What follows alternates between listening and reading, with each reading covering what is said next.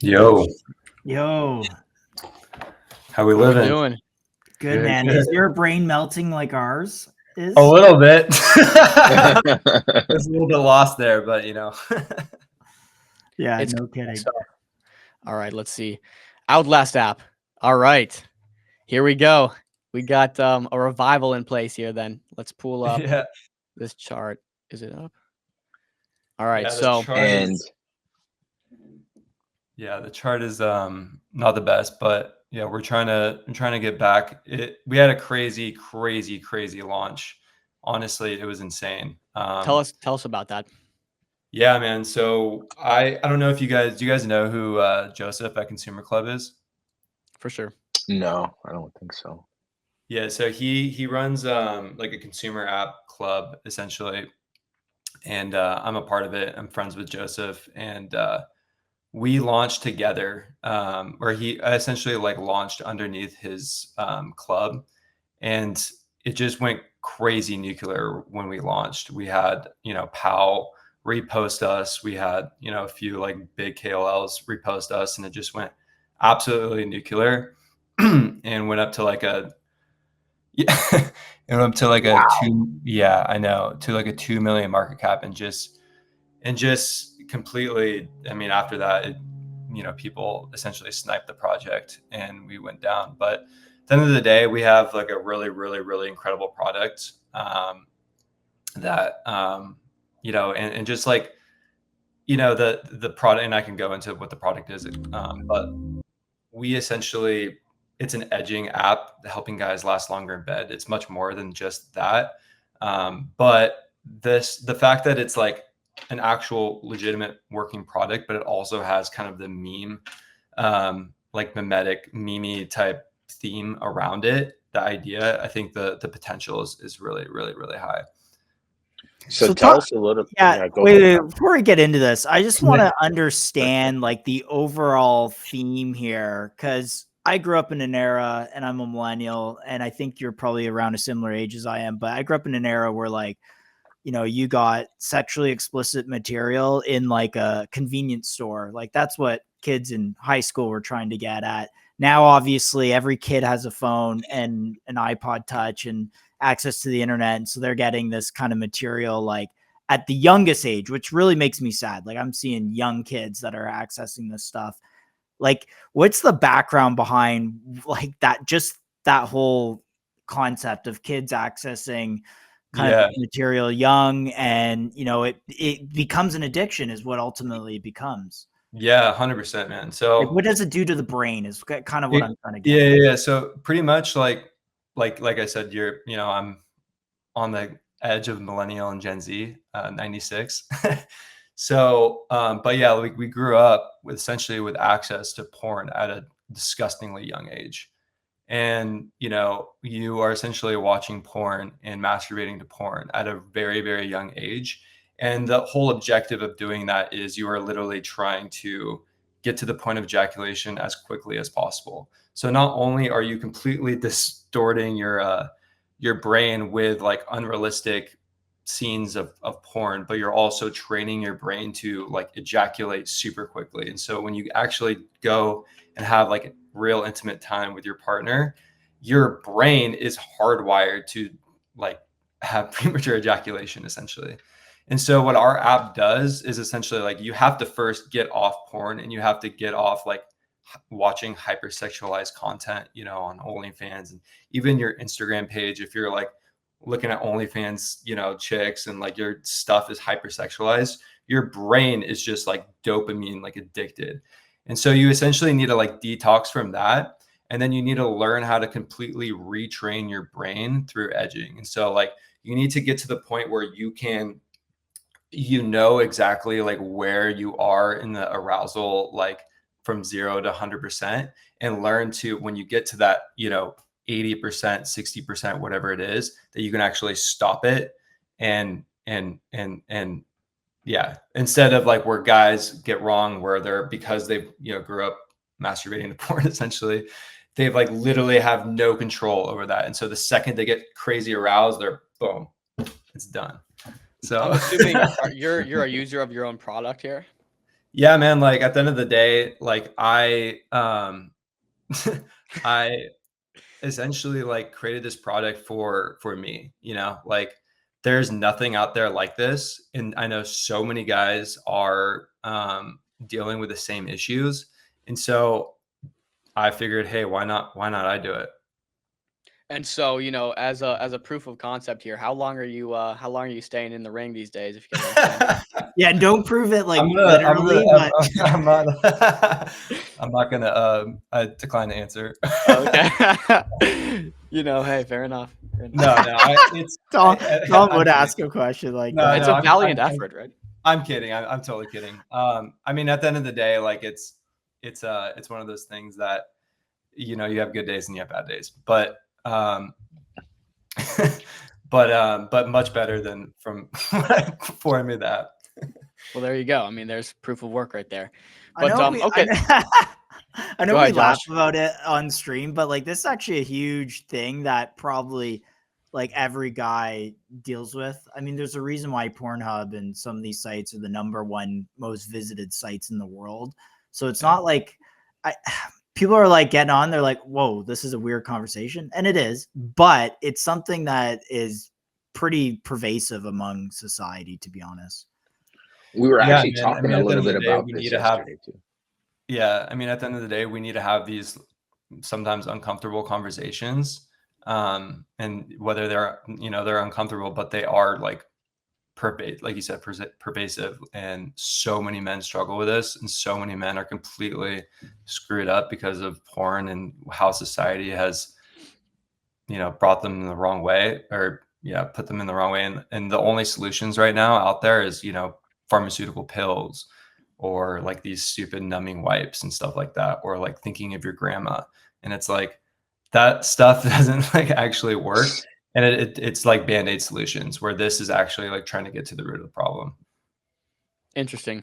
You got to tell us, how did you had this explosive launch, like you said, and I remember it from day one. It was, people were talking about the memetics of it, mixed with your apps actually pulling in pretty good revenue, and I think you said a million ARR or six. I forget the exact number. Pretty good ARR, and you're actually like, you have an audience here. Tell us about some of those metrics and what you're using the money for from the Believe creator fees. Yeah, man. So when we initially launched, it also went nuclear. Like we had a bunch of influencer campaigns go live, and we had we had like chill guy meme that got 4 million views. We got another chill guy meme that got like 795,000 views just organically. And we had like 10K rev in like the first 2 months of launching. But at that point, the product wasn't like it wasn't in the form that it's in now. And so we actually stopped marketing and rebuilt the product and relaunched. And so now we're essentially ramping that back up, and we're going to be approaching like 10K months here shortly. But I mean, that's just the beginning. Like I know there's Kegel apps, there's other apps that are doing 200K, 300K, 400K MRR, and I know we can 100% get to that. Honestly, really, really quickly. And what role exactly does the token kind of Hey, like play in all hey, of this? chill. Before we Yeah. get to the token, can I just ask like how you're generating that revenue? Is that ads in the platform, or is there some sort of like premium model, or is that yeah. It's premium. So we have like a hard paywall. So you get on the like we're running influencer campaigns, paid ads, and some organic.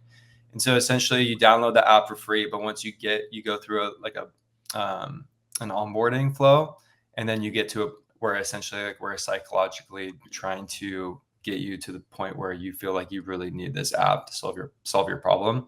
And then at that point, there's a hard paywall. And so we're doing $30 annual. We're probably going to raise that soon, but to get in the app. And it's a 7-day free trial. So you start 7 days free, and then it automatically charges your card, and it's an annual. Yes, you have about $3 per month ish. And so you would have about 3,000 users. Do I have that right? 3,000 paying users? Yeah. So we have like 3K paid users. Okay.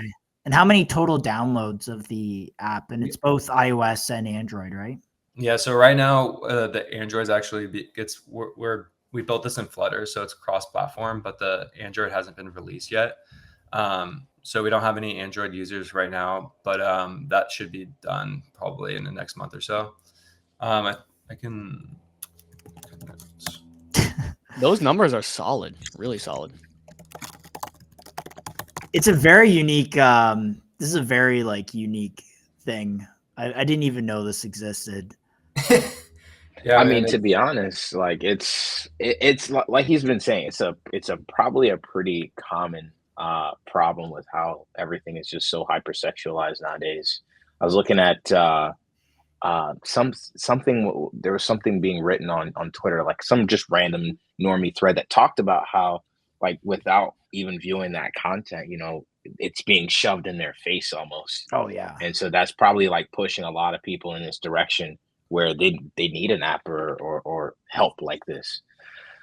Yeah, man, it's really bad. And then no one has, and a lot of people like they don't have someone to talk to. They don't have anyone to like really even. There's no solutions for them besides him commercials telling you to take a pill. People are too afraid to have these conversations with peers and whatnot, and so like people feel really isolated, and they're also like not able to have conversations with even their partner about this. So it's definitely a huge issue that that no one's really talking about or addressing. And it also feels like this younger generation, which again, it's crazy that we're even talking about the younger generation and this conversation in one conversation, right? But the younger generation seems to have embraced the whole like goon culture, I think is what it kind of is, where it's Yeah. like not only is it like no longer, I guess, maybe shameful or whatever, but it's like encouraged to indulge in some of this stuff. Yeah, it's normalized. Yeah, it's normalized. Yeah, it's sad actually. Crazy. We always But, tried to hold out for November, hold out for the entire month. That's where you should be doing so your big revenue month should be coming up here. Yeah. We can get into the token. Chill if you want to take that segment before I cut you off there. No, you're good. That was actually really good info. I mean, yeah, I just wanted to kind of get a sense of like we see you have really good numbers. We obviously see the gap in the market, like the need for something like this. But like, how does that translate all to the token? Like, where's the integration? Where's the value capture happening? And I know there are probably like fees and things that you guys are collecting. Just kind of walk us through all of that. Yeah, so we're kind of coining the crypto aspect of it as a edge to earn kind of title. And so right now in the app we're getting so there's like a 6-week progression plan, and then there's a bunch of like modules and lessons, and then there's challenges like 30 days no porn, 7 days human retention, all these challenges that once you complete those, you get XP points. And so once you and I think you're going to pull up something it's actually a little bit outdated, that one, but essentially through using the app, you get XP points, and those XP points are then redeemable for edge tokens. So that's kind of like how we're thinking about integrating the tokens into the app. But obviously there will be, we're also taking a percentage of the revenue and buying back the tokens and also burning it. And so that's kind of high level, like how we're planning on integrating the token. And at the end of the day, like with crypto Twitter, I mean, it's a male dominated industry. And so literally 90 everyone in crypto Twitter needs this. 95% of like when I go on X audience, like literally 90% of all of ours, I'm pretty sure are all male. Oh, right. Yeah, exactly. Yeah. Like on X. Sorry. Continue your thought, but just No. That was it. Yeah. Yeah. I mean, that's a cool integration. We've talked about on the show, but we saw like Steppin back in the day where it's like step to earn, or, we see Waterminder or other apps where it's like drink to earn. So, the edge to earn concept is good. And you said there's a percentage of revenue coming from volume for buybacks, you said. And then what about revenue from actual platform? Is that integrated at all, or? From the fees? Okay, just from the okay, I got you. Yeah. Yeah. When it comes to Nice. forward looking, again, we've asked this to everyone else too. What does the future kind of hold for you guys? What's your next steps, roadmap, future thoughts? Yeah, man, it's really just marketing this thing, getting this to crazy revenue, and then integrating the token. And I have lots of different ideas exactly on how to like launch that. I want to make like a splash again with that instead of just tweets. So having some really cool video that would like essentially talk about how that's being integrated, and just kind of more, I guess, premium, kind of like Cluely style type videos that could really have the potential to go like super super viral. And then yeah, I mean, like I said, marketing the product. That's like the main focus, is getting this thing to just crazy numbers. And honestly, just helping as many people as possible with this problem. Yeah, dude, I do like the effort. I think it's valiant, and it's kind of painful to see the direction we've been headed. So, I like seeing an app like yours do well. That's really cool. I appreciate that. So you're sitting at a 37K market cap. You seem like a smart founder. I mean, anyone who's built an app and then has 10K a month in revenue, that's takes some skill and determination to do that. That's not insignificant. So like, kind of, where do you see like I know you talked about doing these promos and stuff. Like, I don't know, like, is there like some future vision for this that's just bigger than just a consumer app, or do you just continue to scale kind of the product as you've been going? And I don't know. I guess you've kind of Yeah. answered that No, already. But it's a great question. like, to me, 37K feels like undervalued, but you also got to inspire people, to take an opinion on Edge too at the same time, right? So Yeah. Yeah, man. I think like at the end of the day, the vision of the company is I mean, it can be just so massive. So, like I said, a lot of guys struggle with, not being able to last long enough and having, watching porn and this translates to problems with sexual intimacy with their partners and whatnot.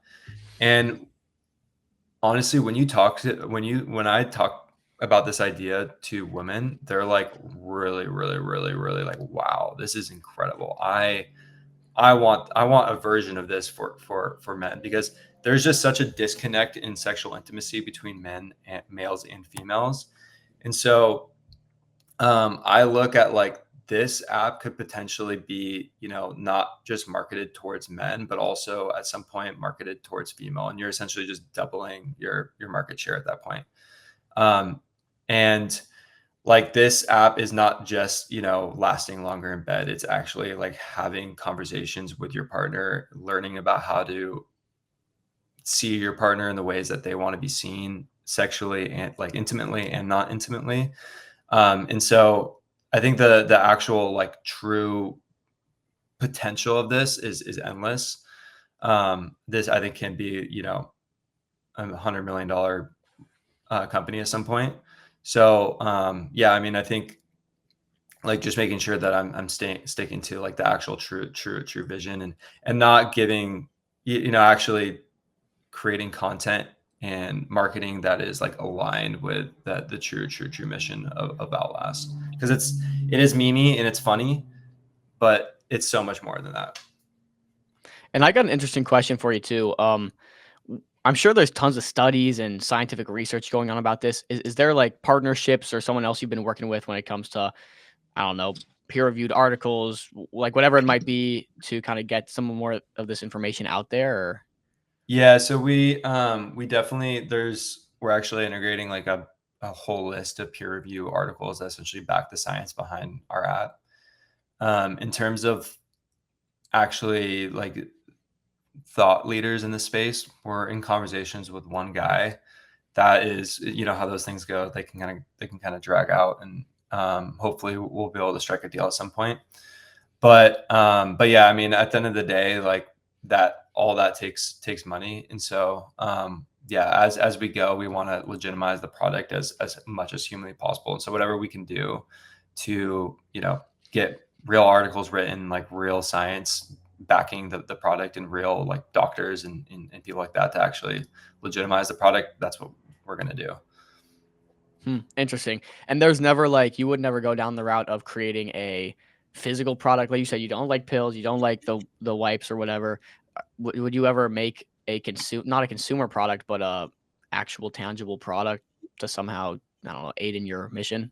Yeah, I mean, I think like in terms of products like, like natural condoms, or like natural natural lubrication and stuff like that are potential, because like a lot of that stuff is synthetic, and that's what people are using. So like we're, the natural way to last longer. And so I think potentially product lines that are natural organics, like natural organics for, products that people buy for sexual stuff, that could be physical product stuff that we can step Yeah, into. to me that seems like that's how you scale your revenue big time, is like build that audience and then sell actual products that do stuff. But wild conversation, man. Honestly, I've never seen a product like this. I know it's a thing, a cultural thing. But yeah, it's wild. Yeah. Yeah, I mean, if you guys have any suggestions for me too, like, you guys are obviously crypto savants, and so well, Dom is. I mean, Hardly. Yeah, that's dumb. I'm super open to suggestions, and anything that you guys suggest, I would I'd love to hear.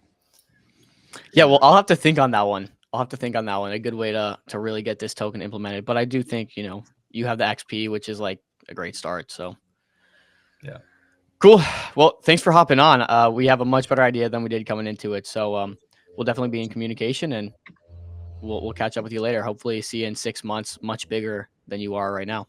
Yeah. Yes, sir. Appreciate it, guys. Amazing. Take it easy.